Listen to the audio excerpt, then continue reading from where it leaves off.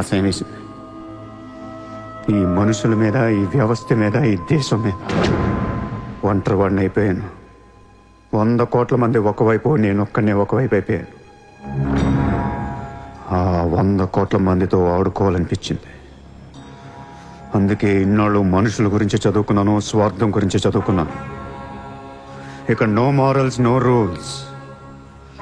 ఎవరన్నా పొడవాలని చూస్తే పొడి చేయటమే, అన్యాయం చేయాలని చూస్తే అంతు చూసేయటమే.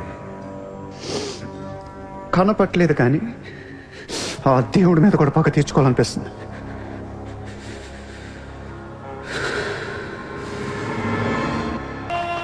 మీ క్యాండిడేట్ సెలక్షన్ నాకు అస్సలు నచ్చట్లేదు. ఆ రాయ్పూర్ క్యాండిడేట్ వేస్ట్ గాడు, ఆ మహబూబ్ నగర్ క్యాండిడేట్ సొల్లుగాడు. రాసుకో రాసుకో రాసుకో రాసుకో.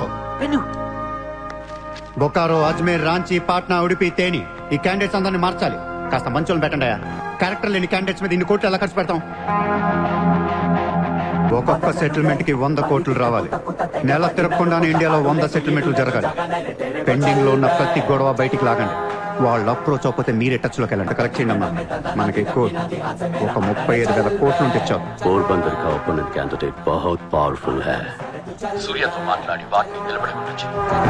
సెకండ్ సెటప్ ఉంటే ఎలక్షన్ లో పోటీ చేయనీరు తెలుసా? ఆ జయదేవ్కి సెకండ్ సెటప్ ఉంది. దానికి ఒక కొడుకున్నాడు. ఆ అమ్మాయితో మాట్లాడు. జయదేవ్ సగం ఆస్తి ఇప్పిస్తామని చెప్పు.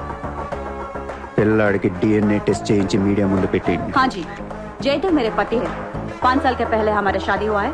3 साल का बच्चा भी है. ये है DNA सर्टिफिकेट. కొంప ముంచిన DNA టెస్ట్. ఎలక్షన్ కి అర్హత కోల్పోయిన ఘనపులేటి జయదేవ్. సార్, వారం రోజులు ఎలక్షన్ ఉంది సార్. ఇప్పటికి 120 కోట్లు ఖర్చు పెట్టాను. నన్ను తీసేస్తే ఎలా? ఈ యొక్క ఏం చేయమంటావు? నీ వల్ల పార్టీ పరువు అవుద్ది. స్కామ్లతో నిండిపోయిన ప్రభుత్వం మాది.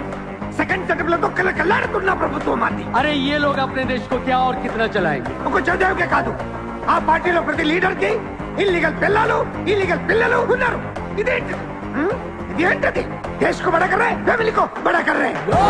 75 న్యూస్ ఛానల్స్ ఉన్నాయి. న్యూస్ రిపోర్టర్ దగ్గర నుంచి న్యూస్ రీడర్ దాకా ఒక్కొక్కరికి కార్ గిఫ్ట్ గా ఇచ్చేయండి. ప్రతి న్యూస్ పేపర్ లో, ప్రతి ఛానల్లో మన గురించి న్యూస్ పాజిటివ్ గా రావాలి. గత అనుభవాలతో విసిగి వేసారిపోయిన ప్రజలు ఈ పార్టీకే మొగ్గు చూపుతున్నారు. అలాగే ఎగ్జిట్ పోల్ సర్వే కూడా మనకు అనుకూలంగా ఉండాలి. सर्वे के हिसाब से ये पार्टी को 80% मतदान हुए हैं. నాకు ఎలాంటి ప్రోగ్రామ్స్ కావాలంటే మన పార్టీ ఫీవర్ తెలిసేలా ఉండాలి. అన్నదే గెలుస్తాడు. మాదే రాజ్యం.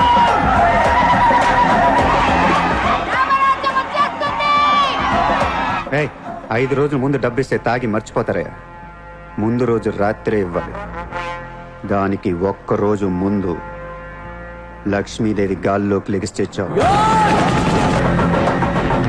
అందరూ అంటూ ఉంటారు డబ్బు శాశ్వతం కాదు, మనుషులే శాశ్వతం అని. ఇక్కడ మనుషులు చచ్చిపోతున్నారు తప్ప కరెన్సీ చావటలా. పనిచేయండి. ఈ మనుషులు పోయే లోపు డబ్బుని పంచేయండి. నజీర్, ఎలక్షన్ జాగ్రత్తగా చూసుకుని నేను మళ్ళీ వస్తాను. ఎవ్వరూ నా వెనక రావద్దు.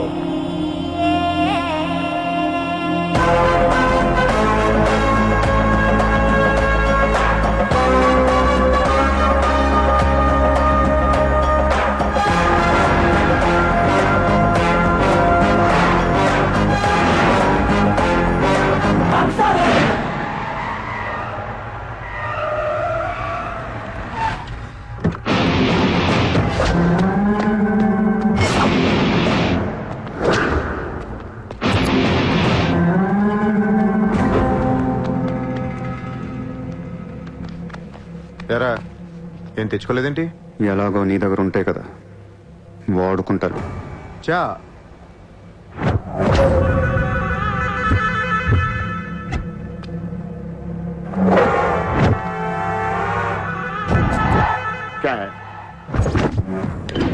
నాకు అదే నా వాట్ సార్ పొడిచావు, షూట్ చేసావు, ఇంకా కసి తీరలేదా నీకు?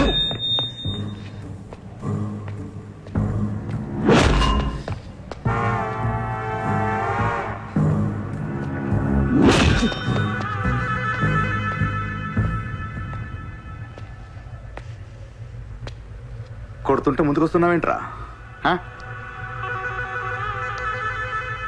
ఆ రోజు నేను ఎందుకు చంపలేదో నాకు ఇప్పటికీ అర్థం కావట్లేదు. కానీ ఆ రోజు నాకు మంచి జరిగింది. ఆ సింపతితో ఎమ్మెల్యేగా గెలిచాను. ఇంత ఎత్తుకు ఎదిగాను. పిఎం అవుదామనుకుంటే వైకుంఠపాళిలో పాములా మింగేశాను. దేశమంతా ఎలక్షన్ జరుగుతోందిరా.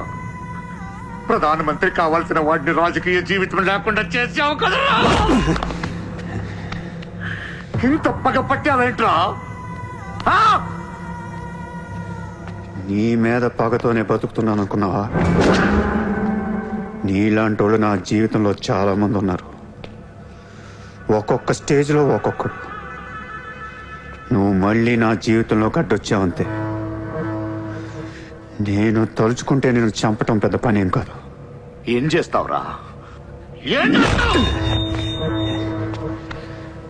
కొట్టింది చాలు. చిత్ర ఎక్కడా? చిత్రం లేదమ్మా, చంపేశాం.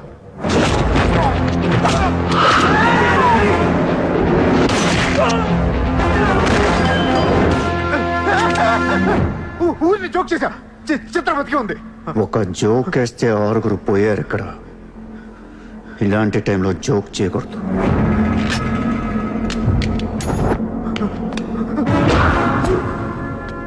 చిత్రని తీసుకొస్తే నేను వస్తానని మాత్రమే నీకు తెలుసు. వస్తే నేనేం చేస్తానో నీకు తెలీదు. అవునరా, తెలీదు. తెలియకే పిలిచాను. చూపించరా, చూపించరా, చూపించు. రే, నీ రేంజ్ ఏంటో తెలుసుకోవాలరా నేను. నీ మొత్తం క్యాలిబర్ చూడాలంటా. నాకు చూపించు, చూపించు, చూపించు. నువ్వు అంతగా ముచ్చట పడితే నేనెందుకు ఆగుతాను? ఈ రోజు నీ హిస్టరీ చిరిగిపోద్ది. మళ్ళీ మాట్లాడటానికి నువ్వు ఉండవు. నీ గురించి మాట్లాడటానికి ఇంకెవడో ఉండడు.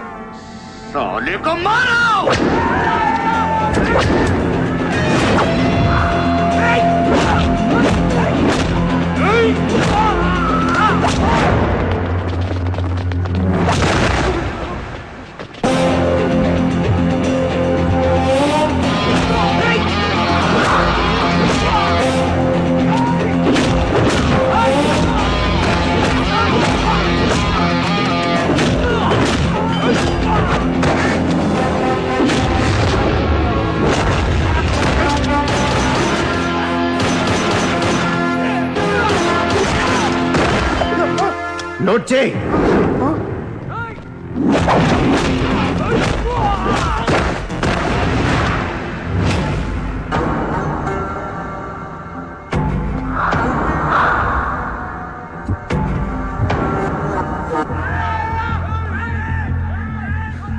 ఆ బ్యాలెన్స్ ఫినిష్ అయ్యే లోపల చిత్రం చూపించు. నువ్వు చూపించకపోతే ఆ తర్వాత చిత్రం ఎక్కడుందని అడగను కూడా అడగను. ఆటోమేటిక్ గా అదే ఆటోలో నువ్వు కూడా పోతావు.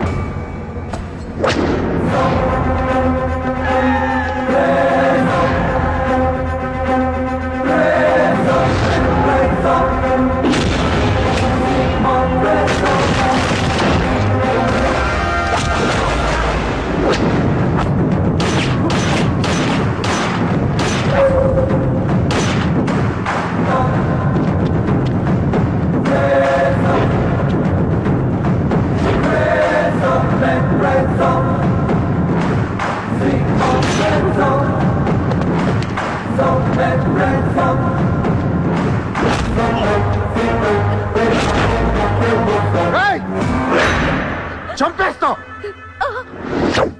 చంపేస్తా, దీని చంపేస్తా. వదిలే.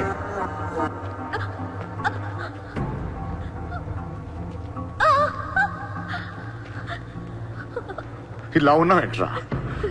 ఫస్ట్ టైం నా జీవితంలో బ్రతికితే చాలనిపించింది. అమ్మా, నిన్ను తను వదిలే.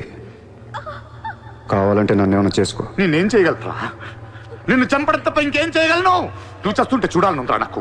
గన్ను తీసి కాల్చాలనుంది నాకు. కాల్చు. కాలుస్తావా కాల్చుకోమంటావా? కాల్చుకుంటావా? ఏ విన్నావురా? కాల్చుకో, కాల్చుకో, కాల్చుకో, కాల్చుకో.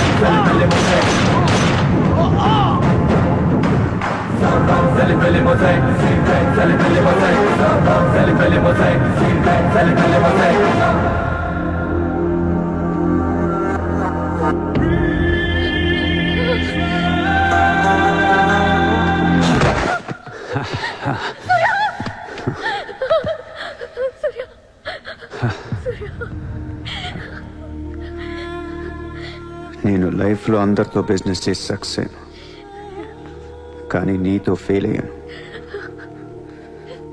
I love you. నేను ఇంకా మోసం చేస్తున్నాను అనుకుంటున్నావు కదా? చచ్చిపోయేటప్పుడు ఎవడు అబద్ధం చెప్పడు. అలా నాకు నీకేం కాదు. బుల్లెట్ దిగింది నాకా నీకా? నా ప్రేమ నిజం, నువ్వు బతుకుతావు. ఒకవేళ నేను పోతే వెళ్ళను గుడ్, కానీ నీ ప్రేమ నిజమై నేను బతికి పోతే ఇండియా తీర్చేస్తాను. భారతదేశపు 14వ ప్రధానమంత్రిగా గురు గోవింద్ పటేల్ రేపు ప్రమాణ స్వీకారం చేయనున్నారు. పదవి బాధ్యతలు స్వీకరించిన వెంటనే ఆయన ముంబై లీలావతి హాస్పిటల్లో కోలుకుంటున్న ప్రముఖ బిజినెస్ మ్యాన్ విజయ్ సూర్యను కలవడానికి వెళ్తున్నట్లు సమాచారం. జీవితంలో ఎన్నో కష్టాలు పడి ఈ రోజు సూర్య ఎక్స్పోర్ట్స్ అండ్ ఇంపోర్ట్స్ బిజినెస్ బ్యాంకుల అధినేతగా ఎదిగారు. సాక్షాత్తు ప్రధానమంత్రి ఈ రోజు మిమ్మల్ని చూడడానికి వస్తున్నారు. ఈ సందర్భంగా యువతకు మీరిచ్చే సందేశం ఏంటి? మీరు అడుగుతున్నారు కాబట్టి చెప్తున్నాను. జీవితం అనేది ఒక యుద్ధం. దేవుడు మనల్ని వార్ జోన్లో పడేశాడు. Be alert, protect your self. లైఫ్లో ఒక గోల్ అంటూ పెట్టుకోండి, కసితో పరిగెత్తండి. పాడాలనుకుంటే కసిగా పాడేయండి, చదవాలనుకుంటే కసిగా చదివేయండి. లైఫ్లో ఏ గోలు లేనోళ్ళు మాత్రం వీలైనంత త్వరగా చచ్చిపోండి. మీ వల్ల మాకు ఏ ఉపయోగం లేదు. గుర్తుపెట్టుకో, నీకంటే తోపెవడు లేడిక్కడ. నీకేదనిపిస్తే వచ్చి ఎవడి మాట వినొద్దు, మనిషి మాట అసలు వినొద్దు. నీ టార్గెట్ 10 మైల్స్ అయితే aim for the 11th mile. కార్తే దిమ్మ తిరిగిపోవాలి. చల్.